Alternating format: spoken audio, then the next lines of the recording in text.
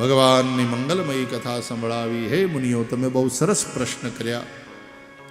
આ પ્રશ્ન ભગવાનની કથા વિષયમાં થયા છે. યત્કૃતઃ કૃષ્ણ સંપ્રશ્ન, જે પ્રશ્ન કરવાથી જ મન પ્રસન્ન થઈ જાય.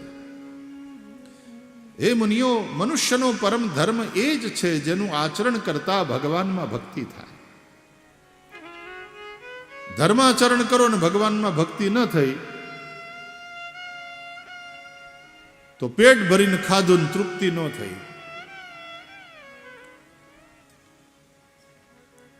शरीर को पोषण मिला ही नहीं.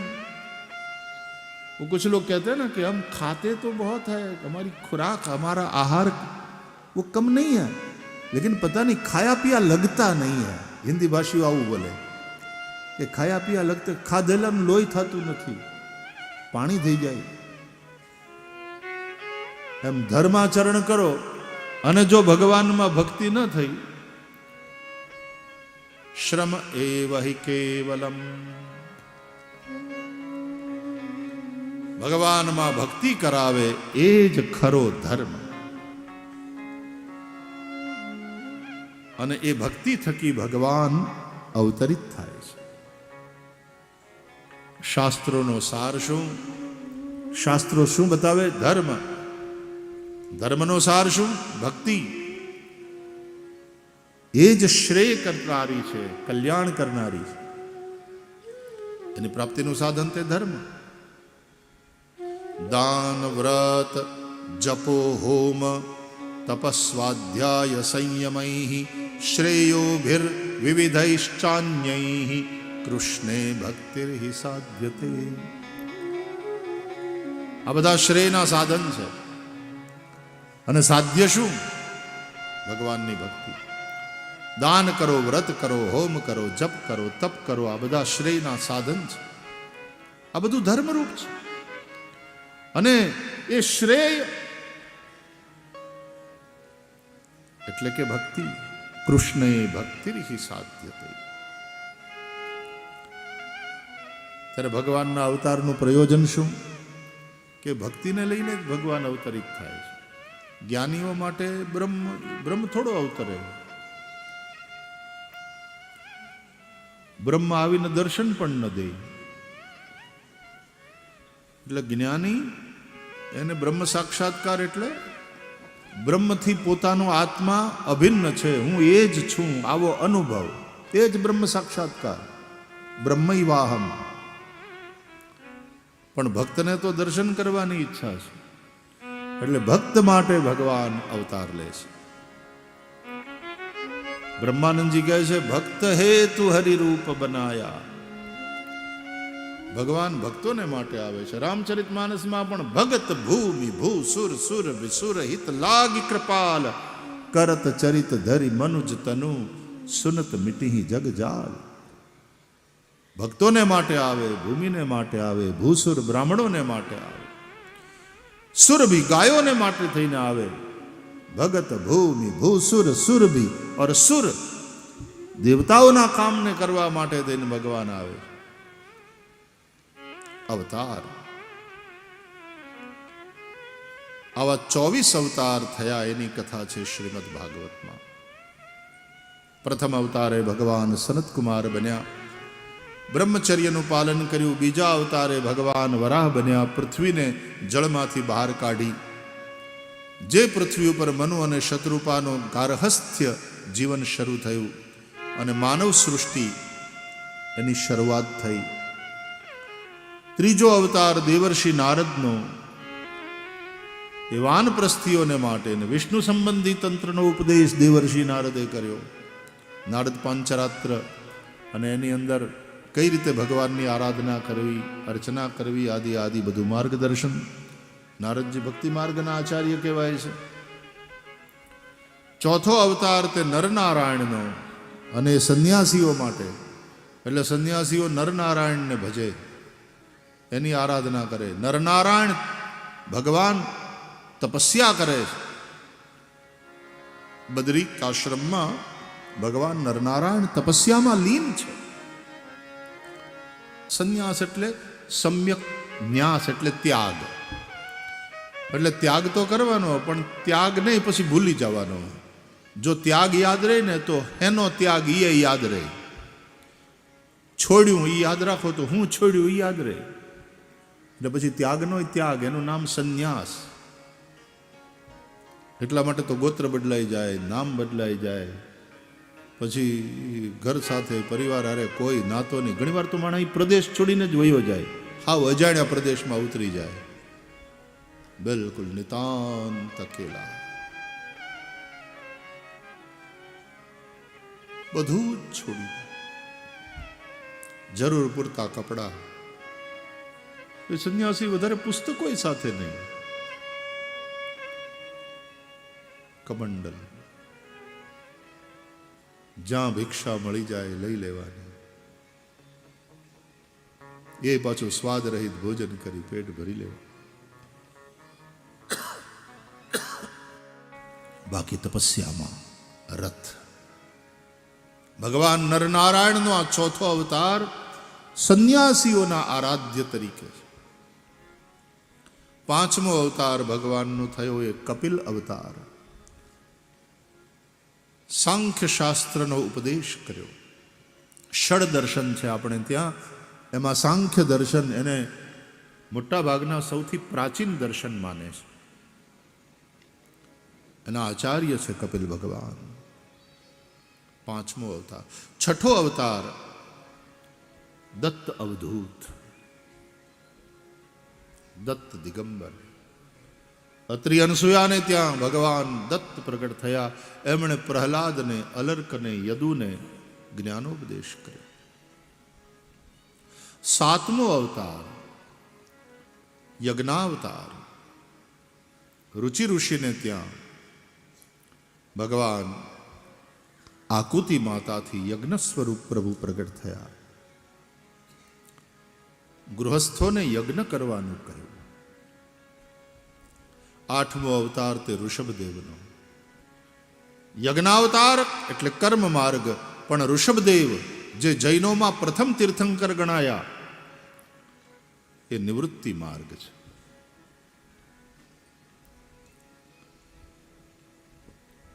આઠમો અવતાર વૈષ્ણવોનો ઋષભદેવ.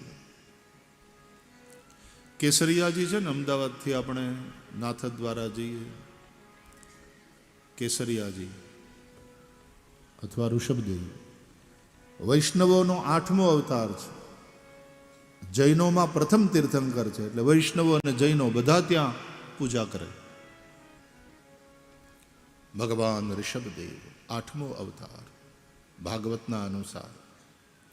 નવમો અવતાર એટલે પૃથુ ભગવાન.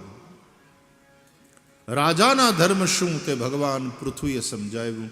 રાજ્ય વ્યવસ્થા કેવી હોવી જોઈએ, શાસન ધર્મ સાપેક્ષ હોવું જોઈએ કે ધર્મ નિરપેક્ષ, આ બધી જ ચર્ચા શ્રીમદ ભાગવતના પૃથુ પ્રકરણમાં છે.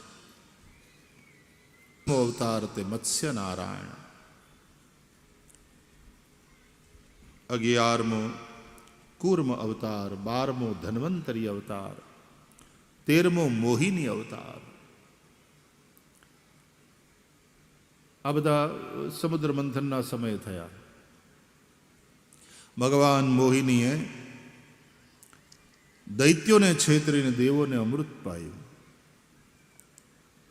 ભગવાન છેતરવાનું કરે, ભગવાન છેતરે.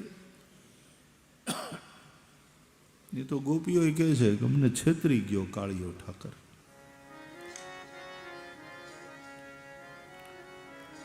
અહીંયા રહ્યો, એવી લીલાઓ કરી, અમારી અંદર પ્રેમ જગાડ્યો અને પછી અમને છોડીને વયો ગયો,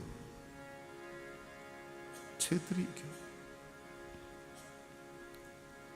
वो छलिया है,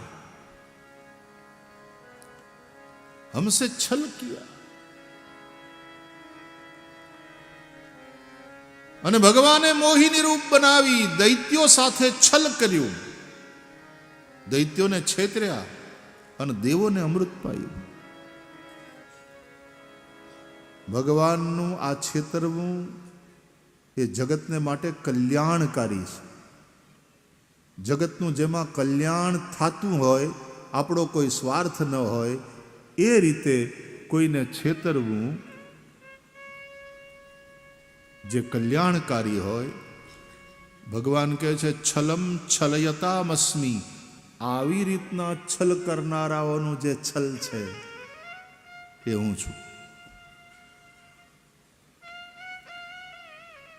ક્યારેક છેતરવાનું નિર્દોષ હોય, ઘણા પતિઓ નથી છેતરતા પત્નીઓને, એ નિર્દોષ હોય ત્યાં સુધી વાંધો નહીં.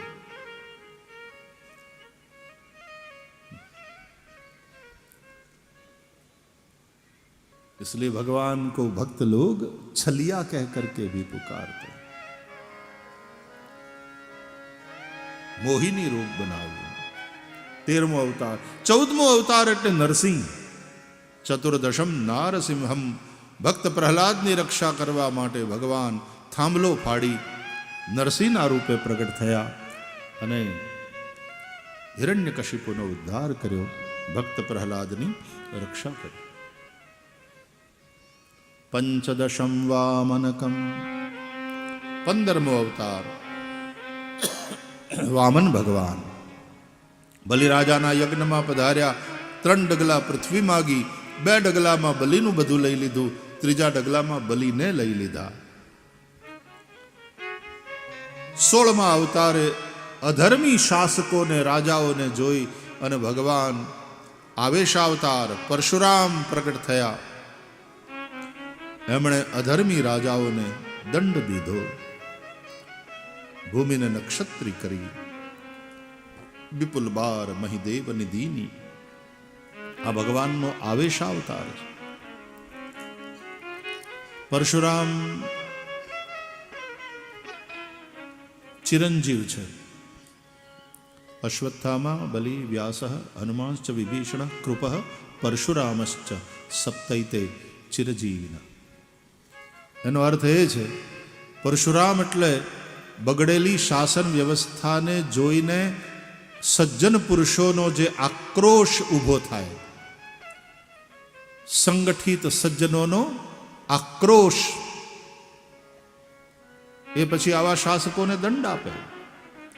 અને સમયે સમયે બનતું રહે છે, વિશ્વના ખૂણે ખૂણે બનતું રહે છે. પરશુરામ ચિરંજીવ છે, પણ એ આવેશ અવતાર છે. એવો આવેશ આવે, ક્રોધ આવે, ગુસ્સો આવે કે આ ભ્રષ્ટ વ્યવસ્થાને આપણે બદલવી જ પડશે, ભલે એના માટે મરવું પડે તો મરશું, બલિદાન આપશું, પણ આ ભ્રષ્ટ વ્યવસ્થાને બદલવી પડે. ચાણક્યએ નહોતી પ્રતિજ્ઞા કરી ત્યાં સુધી હું ચોટલી નહીં બાંધું. સત્તા બદલી નાખી એક બ્રાહ્મણે. પરશુરામ આવેશાવતાર છે.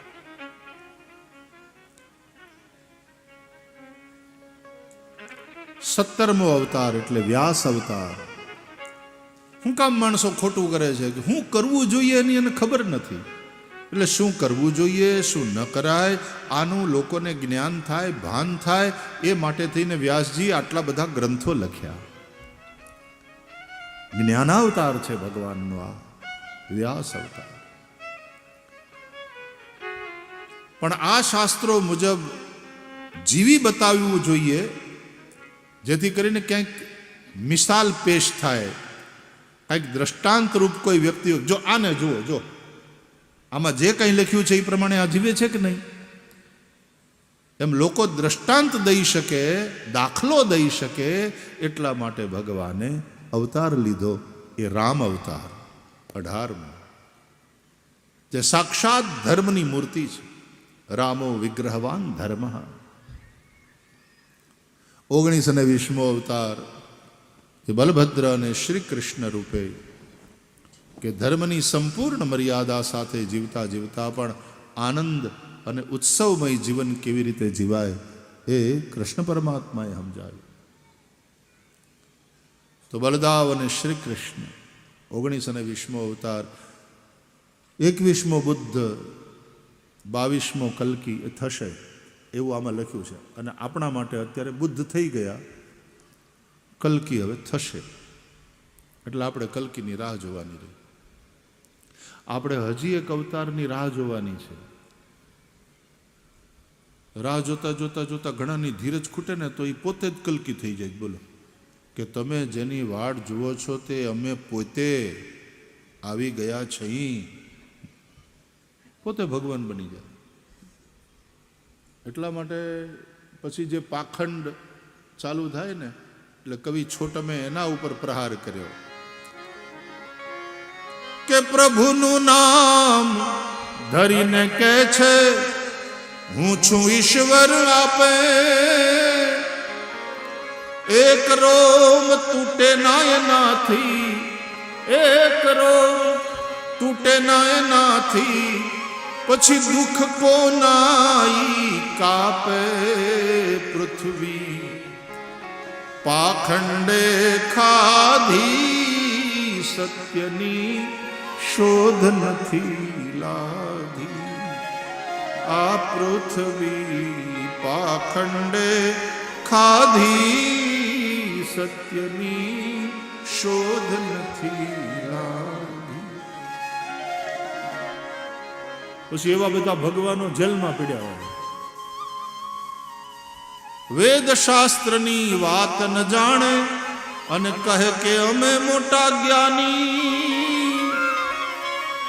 એમાં હવે આ મીડિયા, સોશિયલ મીડિયા જે થયું ને ટીવી જે થયા, ધાર્મિક ચેનલો, એને કારણે ભણ્યા હોય ન ભણ્યા હોય, શાસ્ત્રની વાત હરખી રીતે ગુરુ પાસેથી સમજ્યા હોય ન સમજ્યા હોય, અને દરેક જણા જે દુકાન માંડીને અમે લોકો બેઠા છીએ, હે ભગવાન.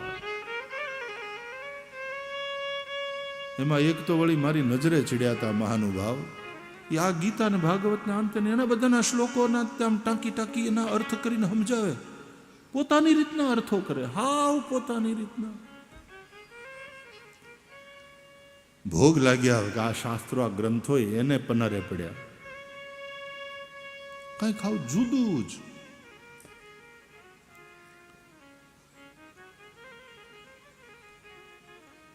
કબીરને ભગવાન પરબ્રહ્મ માનવાની વાત.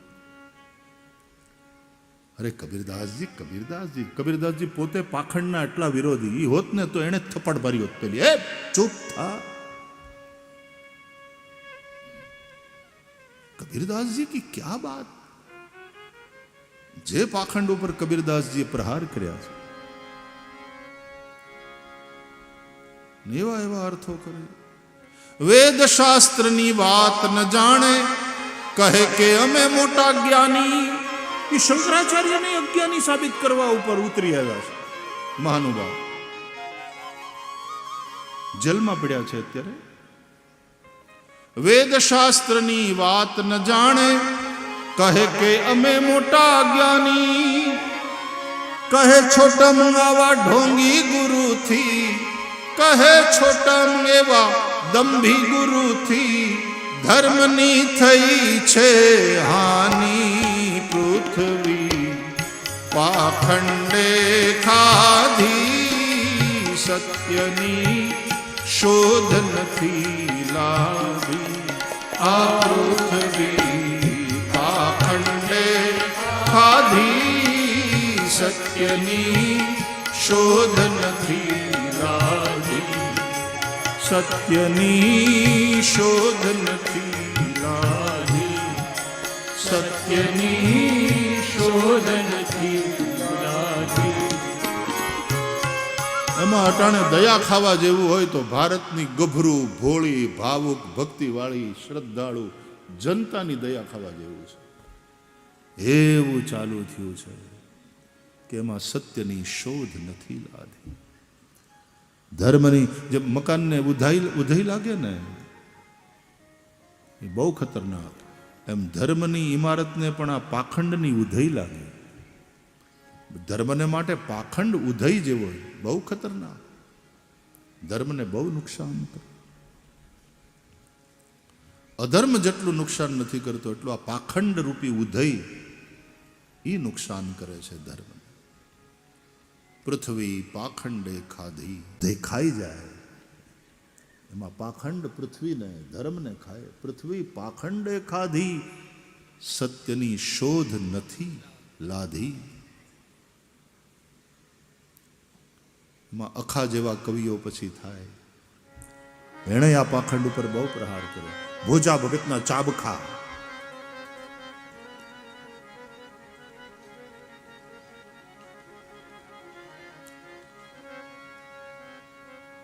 સત્યની શોધ નથી લાધી. પીળું બધું હોનું નથી હોતું વાલા. એ છેતરાતા નહીં મારા બાપ. તમે ઘરમાં રહી, તમારા ગૃહસ્થાશ્રમમાં રહી, તમારા ધર્મનું પાલન કરો. ગામમાં મંદિર હોય ત્યાં દર્શન કરવા જાઓ, રાધા કૃષ્ણ ભગવાનને પગે લાગી, અને પછી તમારા વ્યવહારમાં, તમારા વર્તનમાં, તમારા કામમાં ધર્મનો વિચાર કરીને નીતિપૂર્વક રહ્યો ને. અભ્યાગતનું ધ્યાન રાખો, કોઈક ભૂખ્યાને ભોજન કરાવો ને. પૈસા ભગવાને નીતિથી કમાવ્યા હોય ને એમાંથી વધારે આપ્યા હોય તો ક્યાંક બે પૈસા હારા માર્ગે ખર્ચો. એના જેવું ઉત્તમ કાંઈ નથી. બહુ ભટકવાની જરૂર છે નહીં. ગૃહસ્થી જેવો તપસ્વી કોઈ નથી. જો સત્યને માર્ગે ચાલે, નીતિને માર્ગે ચાલે અને ધર્મનું પાલન કરે અને રૂપિયો કમાય તો એમાંથી 10 પૈસા હારે માર્ગે ખર્ચે, એ ગૃહસ્થી જેવો ઉત્તમ બીજો કોઈ નથી. ગૃહસ્થાશ્રમ જેવી તપસ્યા બીજી કોઈ નથી. બહુ ભટકતા નહીં. પાખંડ બહુ વધ્યો.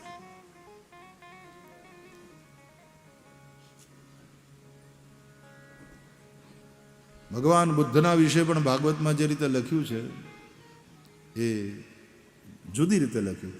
બુદ્ધના અવતારો પણ ઘણા વિદ્વાનો અલગ અલગ માને છે. આપણી પરંપરામાં આપણે બુદ્ધને બ્રાહ્મણ અવતાર રૂપે બ્રાહ્મણને ત્યાં પ્રગટ થયા, નહીં તો સિદ્ધાર્થ ગૌતમ હોય ક્ષત્રિય. કલ્કી હવે થશે.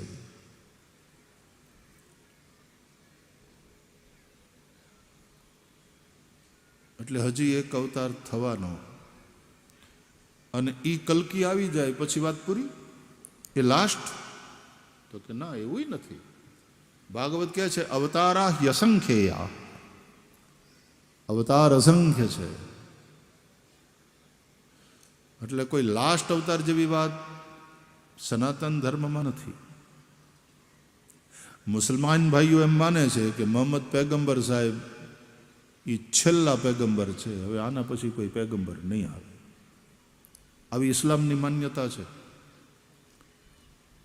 એટલે પછી એમાં એણે જે કહી દીધું એ ફાઇનલ એમ.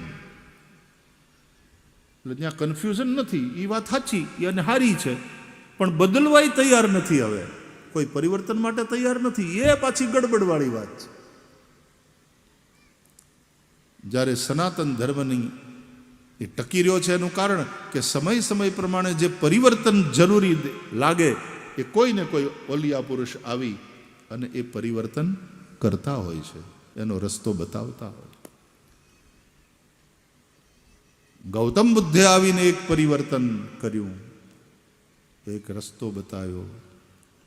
તો એના પછી ભગવાન શંકરાચાર્ય પ્રગટ થયા. એમણે વળી પાછું પરિવર્તન, એક રસ્તો બતાવ્યો કે હવે આ રસ્તે નહીં, આ રસ્તે હાલો.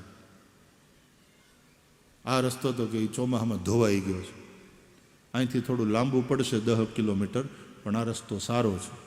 એમ જાણકાર માણસ બતાવે તો એ પ્રમાણે આપણે કરીએ ને. અથવા તો આ રસ્તે વધારે ટ્રાફિક છે, ત્યાં ફસાશો, આમથી નીકળો.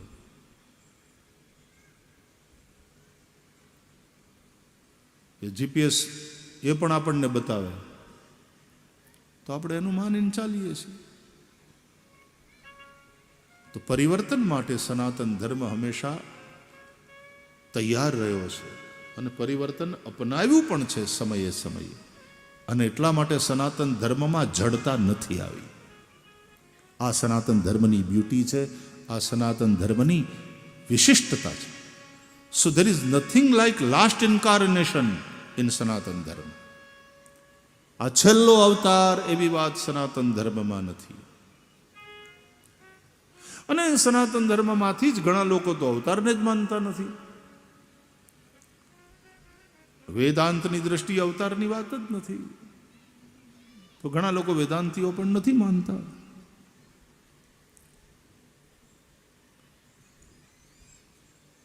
ભગવાન તરીકે સ્વીકાર કરે અમુક દિવ્ય, પણ એને એક મહાપુરુષોના રૂપમાં, દિવ્ય વિભૂતિઓના રૂપમાં. પણ અવતાર અને મૂર્તિ પૂજાની વાત નથી સ્વીકારતા. પણ એ છે તો हिंदू धर्मનો જ એક पार्ट, एक विचारधारा. तो हमने कहा ना यहाँ अलग अलग विचारधारा, कोई एक को पकड़ करके हम नहीं बैठ गए हैं. और परिवर्तन के लिए एक लचीलापन, बदलाव के लिए हम सदा तैयार रहते हैं. इसलिए सनातन धर्म की ये ब्यूटी है और इसलिए सनातन धर्म टिका हुआ.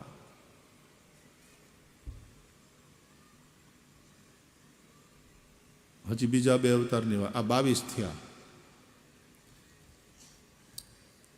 એમાં ભગવાનના સ્થૂલ અને સૂક્ષ્મ આ બે રૂપ, અથવા તો આમાં હજી હરિ અવતારની વાત ના આવી, હંસ અવતારની વાત નથી આવી, હયગ્રીવ અવતારની વાત નથી આવી. આમ તો તમે ગણો 25ની બહાર નીકળી જાય, કારણ કે અવતાર અહીં અસંખ્ય.